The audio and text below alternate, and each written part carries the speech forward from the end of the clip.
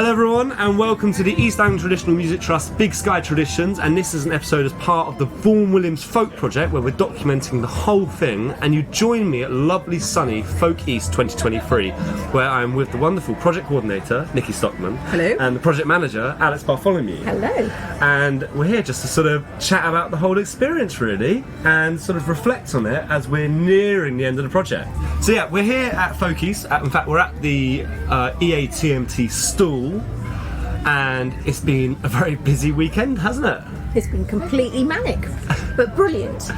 Yeah. It's been pretty much full on. Lots of interest in the project, various events that we've been running as part of the project over the whole weekend. Yeah, well, I was going to say, not only has it been big at the stall, but actually it was big at the Moot Hall stage on Friday, where our young musicians finally got to do their first of their final performances, which went absolutely amazingly. I mean, they were really fantastic. They were fantastic. They were fantastic. They really put it out of the bag. But we were also just amazed. Really, we had between 500 and 600 people sort of cramming the Moot Hall tent. As soon as the sound check started, people just started flooding in. They're all queuing, to get in because they heard the quality of what they were doing on the sound check, and it sort of pulled people in from across the site. So we were just delighted, really. Yeah, no, it was really amazing just seeing how much support the project got and how much support the young musicians got from the crowd, and the applause just went on forever, it seemed. Everyone actually joined in with the singing at the end, which is the way they wrap up their performance with the final kind of sea shanty. And to hear the crowd singing and then the kind of big applause, it was everything. It was fantastic. And then chatting to the young musicians afterwards, they were just over the moon. They were on high, weren't they? That was brilliant. Yeah. And we've had so much positive feedback. People like stopping me, on the site. People coming to the stall here. Lots of people saying actually it was the highlight of their festival. Yeah, we've had several. Really? We've had several. Highlight of the festival. Yeah. We've had several people coming up and saying that. That's really, really amazing. And they've just gone off on their own to do their own sessions as well, just striking out their own sessions. Just can't get enough of it, can they? It's brilliant. I mean, they were playing in the bar just for fun last night, really? Whilst the Spooky Men's Chorale were on the main stage, and we had a couple of groups of people come and say, "Oh no, we were going to go and see what was in the main stage, but actually this is better. We're going to sit here and listen to this because it was such high quality." They're just so talented. Like even just picking songs. Oh, do you know the song? Never sung it together before, but the music quality that they produced was like it was almost a practiced stage show. It was great. Oh, fantastic. I mean, I must admit, to me, the big thing that struck me and kind of a bit emotional was chatting to the young musicians who'd never really performed before. Yes. And this was their first time doing a gig and being on stage. And I think Ollie was one of them. He'd never really done a gig before. I don't think he's played to anyone before, has he? No. And his confidence has grown. He was, they were all amazing. He said to me like he'd never really played with other musicians that much before this project, but because of this project and because he joined such an amazing group of people who were so kind of open and they were encouraged so much by Finn and Emma, but he was just over the moon and couldn't really believe it. No. Which is very special actually. He wasn't going to stay, was he? He was only going to come for the performance and go home. He's local, but he stayed the whole weekend and joined in. Yeah, fantastic. They've all supported each other all the way through. You see it over the weekend. They obviously enjoy being together, and it's I'm sure they will stay in a group of friends for a while. I should imagine. Yeah. Well, and of course, actually, they're meeting up this afternoon as well at 4:30 at the Youth Moot, I believe. Yes. Yeah. So the Youth Moot is run by Finn and Emma, and it's a programme for 11 to 17-year-olds at FolkEast Festival. So that all young people get to do stuff they want to do together for a series of workshops, whether it's dance, music, song. So our showcase musicians, all 9 of them, are going to be leading a youth music session. And it seems to be a bit of a tradition starting to develop at FolkEast that on the last Sunday, the last thing they do is get everyone together and play a session which is led by some of the younger people that have been performing. So this year, it's our showcase musicians that are going to lead that final session. So I'm not allowed in because I'm too old, but I'm just going to be like sat on the grass outside peering through the door. Getting some more of the wonderful music. Exactly, absolutely. So I think it would be really cool to just, because obviously we're nearing the end of the project now. Obviously it's not the end yet, we've still got quite a bit more to go. But I must admit, I'm I'm pretty amazed with what's been achieved by the Trust, and it's been a lot. Since we first met last year, it was the exact same weekend last year. Yeah. Between now and then, a lot has happened. A lot has happened. It's grown. Everyone we've been working with, I mean, you know, you've done it yourself. Everyone we've worked with has taken it on board, taken a bit of ownership, and made it grow themselves, and added bits that they think should be in it. And it's been great. It's a thing of beauty and creativity, isn't it? Yes, I mean, yeah, because one of, I suppose, the objectives of the Trust, I mean, many objectives to the project, but was to sort of, I suppose, recover and increase resilience for our charity following the COVID pandemic, and to attract new audiences, work with new people. And it has attracted many new people, and it's also, importantly for us, I think, engaged with loads of young people. So now most of the young people, you know, that come to FolkEast and around in the folk circle actually now know much more about the Traditional Music Trust, about traditional music, and about what we want to do. So that has been, I think, a huge thing for us, both through the youth showcase and through the schools and the communities. You know, we've worked with all different age groups, which has been, I think, really great. Yeah, I mean, it's been, to me, that's probably one of the most special parts of this whole project, has been how focused it's been on being inclusive across the board. So even if, like, you're an old folkie and you know everything, there's been something for you to learn, or if you're someone who literally knows nothing about traditional music and folk music, then it's been a real welcoming experience, and, you know, you've been welcomed into it, particularly for the community side of things, which I've been working on and I've documented a lot of and actually taught part of. It was amazing seeing young people's reaction to learning these songs, which actually are their heritage. Their heritage, yeah. They've really taken that on board, and we've been to all corners, haven't we, of East Anglia. We've been right down to, was it Grays, the Woodside, which is, and very close to where Vaughan Williams first started collecting. And we've been to the very corners of Cambridgeshire and Norfolk. Yeah, we went to West Norfolk. I mean, I taught in Tilney All Saints, which was one of the first places that Vaughan Williams went to, because he went to Tilney All Saints, collected stuff, and then went on to King's Lynn, where he did some of his more famous collecting. But the children from Tilney were able to learn one of their songs that were collected from the local sexton of the village church in their village, and they performed it in that church on Plough Monday, and they did dancing to some of the tunes collected in the village of Tilney St Lawrence by the local fiddle player.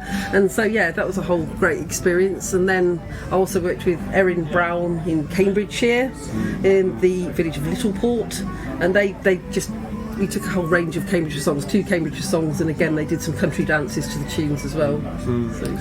Yeah, I mean, I think that's been so special, seeing how people can connect with a heritage they're not necessarily, they don't really know about necessarily. You know, this has been left in the past, a lot of it, and so it's been so important, I think, in this project, bringing this stuff back into the present and making it relevant again to people. Not that it wasn't ever not relevant, but people just didn't know about it. I mean, we have to say a massive thank you to all our researchers in the 4 counties as well, because they have been really forthcoming. They presented at a conference, and they've been great at sharing all their transcripts, all the information about the singers, and helping out. And that's something that we must continue to do, is to try and make that more available for many years after the project. And that's will be part of the project legacy, is getting their research out there, you know, so people can use it. Years and years of research for personal use initially, and then you get all of this information and you think, well, what can you do with it? And some of it's been published and some of it hasn't, and so it's been a great way to showcase these researchers. But also, without that research, we wouldn't have been able to do the project, because we wouldn't have known. Well, we wouldn't have been able to tell who was the singer, or exactly. It's been fantastic. It's really special. And actually, there's now this huge archive of work that's been made public and free online as well on the website, on the Trust's website. That's work in progress, really, and that's going to continue, I mean, up to the end of the project and probably beyond, because it's sort of, what's it, about 480 odd songs we've got that's a lot of material to upload. We've done Norfolk's all online, and Mary Humphreys has kindly put all the Cambridgeshire material online, which we're linking to at the moment, but we've just got to make sure that we do a good job with Essex and Suffolk and finish that off over the coming couple of months. And the teaching resources as well, of course. Teaching resources from all Yeah. the schools work that we've done, that will be available free. Yeah, and then obviously we're looking at how to make some of these performances, the audio more available so people can see it. But so this is all stuff that we're going to be doing over the coming months to tie up the project to make sure that there's a really excellent legacy that people continue to use and add to. Yeah. That we can then also apply a different model to other collectors of the trust and other music collections. So it's been a great learning experience, hasn't it? As a start.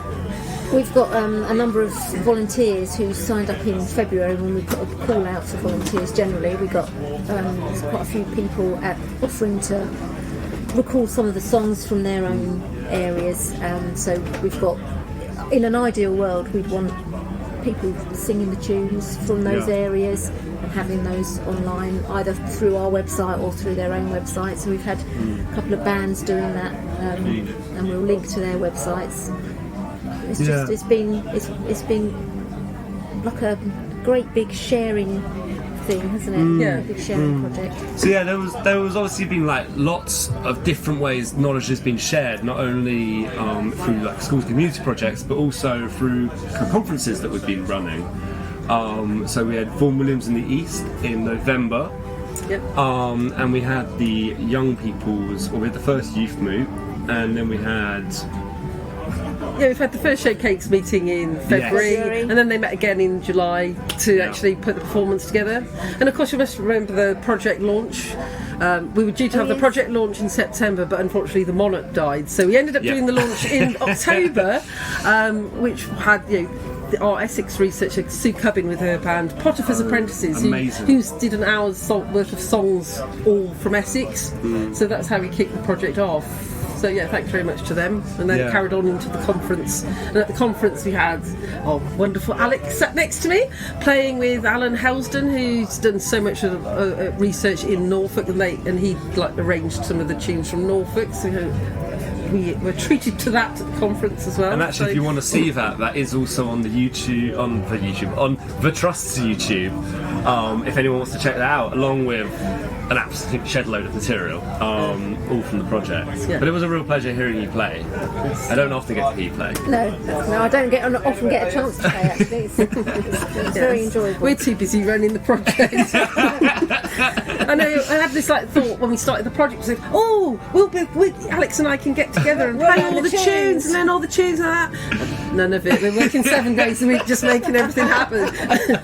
It's certainly been an intense year, but I must admit, working on this has been one of the best things I've ever done. So I was wondering if we could maybe talk about what our personal highlights might have been. Up to this point, obviously it's not over yet. We've still got a fair bit to go, and actually beyond East End Traditional Music Day, we've got a lot of material that needs to go online and archives and stuff. But up to this point, what would you say has kind of been like some personal favourite moments from this project? Well, my personal favourite moment was at the July showcase workshops, where the musicians basically encamped into Stowmarket Community Centre, and they started pulling all the performances that they've been working on remotely for the last few months together. Because of course at this time we didn't know what to expect, didn't know what the material was, and we had no idea how good it was going to be. And Alex and I just sat there and suddenly saw it first start to come together and heard it for the first time, and that I will never forget that, because every hair in my body stood on end, because it was like, oh wow, this is going to be something seriously good, which it was. So for me, that day is probably the best day of the project for me. Absolutely. I was going to say, I actually had the same experience, but unfortunately I wasn't able to make that. But I got sent a voice note on a WhatsApp of and it was from Alex, and he just said, "Just listen to this, you'll love it." And I played it. There was the young musicians kind of rehearsing what they played at FolkEast, or what they played at East End Traditional Music Day. And I had the same thing. I literally had to stop what I was doing. Just hairs went up. I was like, this is incredible. It's amazingly emotional. It was really emotional, wasn't it? For two people who were really quite stressed by this time, because time was against us and we weren't sure how it was going to go, and we've got lots of things that we still need to do. It was a real stop and just let's just take stock of what's gone on here, because it really was very, very, and it continues to be special. Even watching them, we've seen them rehearse. July, and then we saw them do the dress rehearsal at Blacksall Village Hall on the Thursday, and even standing when they're on the stage, they've just grown. But it has been very, very special journey, and feel that it really does feel quite emotional. No, they made the performance here at FolkEast in the Moot Hall on Friday. Did actually make my husband cry in a good way. In a good way. You did say I did say he might cry. Yeah. I did, and he did. Oh wow! Well, I think, to be honest, one special moment for me was similar in that it was young people playing music, but I think it was during the schools project, and it was the Wicket event run by Suffolk Music Service. Tracy. So that's it's whole class ensemble teaching, which is the Suffolk County Music Services festival where all the schools get together, up to 2,000 of them a day over the whole week. Yeah.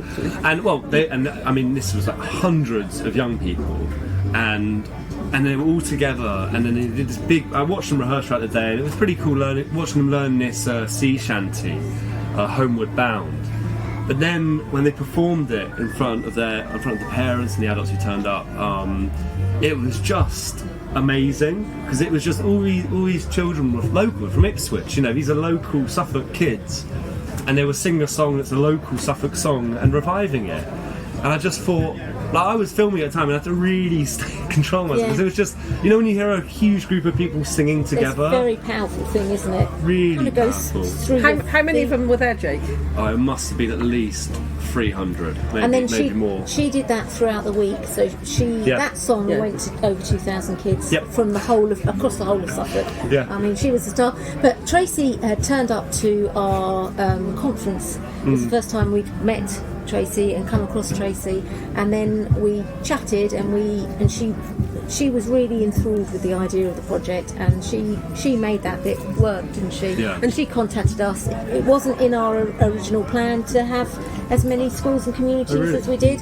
That we literally had, did we have one or two from each county? Yeah. And the more people that read into it, the more people that wanted to get involved and make it their own. And so she wasn't on the original plan, but she did a phenomenal job. She was excellent. Tracy's also produced a teaching video online, which you can find on the Trust's YouTube channel or on the Suffolk County Music YouTube channel, where you can learn Homeward Bound. You can use it in your classroom. If you've got spare half an hour at the end of the day, you can actually use that video to get your kids, or schools, community choirs, family learning the song and the arrangement that she did. Yeah, that's a phenomenal resource, actually, isn't it? It's a really, really impressive resource. And it's a good song as well. It's a great song. It really gets in your head, and it's not difficult. Yeah. It's and also it's one of the ones chosen by our young musicians. Homeward Bound. So Alex, you're last. What do you think has been a personal highlight for you so far from this project? Just how we have it's just grown. It's grown. We've had an idea. Everyone's chipped in. So many people have chipped in with little ideas, and we've just. Nicky was probably cursing me for a lot of it, but nod. But we've just gone. Yeah, okay, we'll do that. Let's see if we can make that. We'll contact our support from the National Lottery Heritage Fund, who is Rob Wackerley, and just see if we can use some other extra spare funding to do that. Nicky's been extremely stressed, but also very, very keyed up on the budget, which was important. Yes. I'm not very good at that sort of thing, and she's made it work. And when we haven't had enough money, we've used it for contingency, because with the things like the Tracy Rayners, the Suffolk County Council one, that was 2,000 kids, and we hadn't budgeted for that, and it was really important. I mean, the National Lottery would have, you're covering this amount of kids, you've got to use your contingency money for that. That just makes sense. But it's been great, because everyone has then had a personal story. So if you look through your video, everyone who's been involved in the education side of stuff, they've all got their own personal feeling about Vaughan Williams and how, where they first learnt tunes. And I wasn't expecting that. I just thought it was, an idea that we were kind of eating, sleeping, dreaming. but everybody has just got into it and made it their own, and that's just been a joy to watch. Absolutely. I mean, the extent that this, like, of the amount of people this project have reached is way more than I thought it was going to be. Like, when I first came into this, I did not think we were going to even like a quarter. But I think all the way through we've exceeded, because when you write the grant, you have to write projected audience numbers, so you can work out, and actually we've exceeded every number on every aspect, every part of the project. That's amazing. Yeah. Really amazing. I'm just I'm exhausted. I must admit, obviously I haven't been working nearly as hard as you guys, but on the media team side of it, it's been exhausting. You've been working your socks off this weekend. We've been able to sit down and talk to people, but you've been running around catching everything on film, just because it's just still so exciting, isn't it? Yeah. I mean, it really is, and I'm just I'm very, very excited for East Anglia Traditional Music Day. If not a little sad, but we're nearing the end of the project. But who knows what's next? Yeah, who knows what's next? Just a little bit of a sleep and a catch up, and maybe next year we'll get on to something else. You can't see this, but Nicky's looking very scared right now. No, it worries me when Alex says things like that. And I think it's worth saying as well, a huge thank you to National Lottery Heritage Fund. Absolutely. Which made it all possible. And National Lottery players as well, because without the National Lottery people buying the lottery tickets, we wouldn't have the Heritage Lottery Fund, and then we wouldn't be able to have projects like this. Yeah, absolutely. And also a big shout out to FolkEast, who were one of our supporters, and they have just bent over backwards to make this work. I mean, with, both Finn and Emma, who run Youth Mood, and also Becky, who's director of FolkEast, they've this whole the youth showcase aspect of the project, they've excelled. And we have to thank FolkEast a lot. It's quite fitting that the first podcast for this project and the last podcast for this project has been filmed at FolkEast. Absolutely. And I'm sure there'll be another one filmed next year. We'll be announcing something else. There's a challenge. It's alright, Nicky, don't worry. So I'm starting to shake now. And even though the project's over, this project's nearing the end, there's still plenty of exciting stuff going to be happening at Trust, no matter what, Absolutely. And all sorts of amazing resources and events and concerts. And it's the sort of project that's going to keep going, isn't it? It's going to keep growing. It's never ending. Say it a bit, more It's positive. never ending. I mean, to be honest, it is never-ending, but in such a fantastic way, and never-ending just like folk music, which is the traditions that we're all aiming to keep alive. Absolutely. It's kind of a life mission, really. Yeah, we've done what we should have done. More than what we said we would do. And because no one else will say it, but I will say a huge thank you to you guys for doing the amazing work that you've done throughout this, because it really has been all-consuming for everyone involved, but particularly for you guys. I mean, it really has been everything this last year.